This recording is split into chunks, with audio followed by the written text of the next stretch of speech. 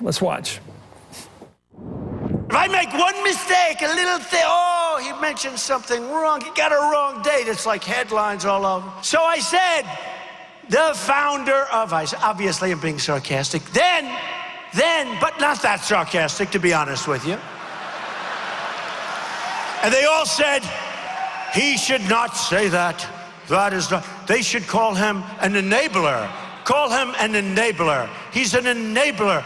I said, that doesn't sound the same. He's an enabler. People are going to say, these people are the worst. So they knew I was being sarcastic. But now they're analyzing.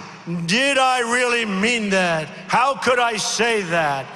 These people are the lowest form of life, I'm telling you.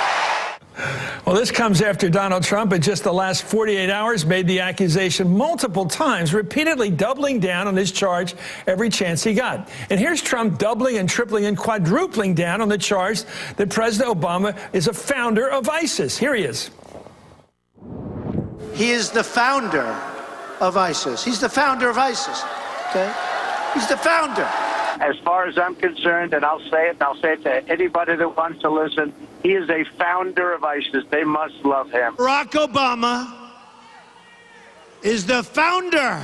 He is the founder in a true sense. You mentioned President Obama being the founder of ISIS. What did you mean by that? And Hillary Clinton, the co-founder. I meant exactly that. He's the founder of ISIS. Yes, he's a founder. He's a founding father. Do you think it's appropriate to call the sitting president of the United States the founder of a terrorist organization that wants to kill Americans? He was the founder of ISIS, absolutely. I know what you meant. You meant that he created the vacuum, he lost the peace. No, I meant he's the founder of ISIS. I call President Obama and Hillary Clinton the founders of ISIS. They're the founders.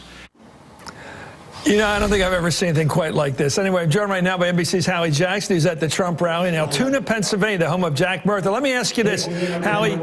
Why did we all believe what he said? I mean, for weeks now, time after time, even when Hugh Hewlett tried to talk him off the cliff there or off the 34th floor window, he said, no, he's the founder of ISIS. And then this morning at 6:30, he gets up and says, oh, that was not what I meant. That was sarcasm or something.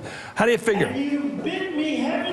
I mean, listen, this is a pattern that fits into Trump's playbook in the past, right? I think you nailed it with the repeated times that he was given an opportunity to get out of what he said. He was asked point blank, what did you mean? Do you want to walk it back? Didn't you mean X, Y, or Z? And Trump repeatedly said, no, I meant he's the founder of ISIS. Here's the deal. I think what happens is Trump sees the reaction. He floats these, if you can call them trial balloons. He looks at how the media, he looks at how supporters and others are reacting, and then he decides how he will either walk it back or not. And even his walkbacks are only semi-walkbacks. He came out right before the morning shows this morning, tweeted about it being sarcasm. Later in the day, talked about it being sarcastic, even though he acknowledged not totally sarcastic. So even then, kind of walking back the walk back, if you will. But for Trump, we have seen this. Remember, Chris, when he suggested that the Russians should hack Hillary Clinton? He was asked about that in an interview, and he said at the time that, of course, he was being sarcastic. What this does, it allows him to do a couple of things that play well with rooms like this one here in this conservative part of Pennsylvania. Number one, it allows him to go after Democrats for spinning these, what he calls talking points. And number two, it allows him to hit the members of the media who are standing on this platform with me, which is something that his supporters love to see, and which is, for Trump, proven to be an effective strategy. Howie, anyway, moments ago, Donald Trump said the only way he could lose Pennsylvania and the election is if his opponents cheat. Let's watch that.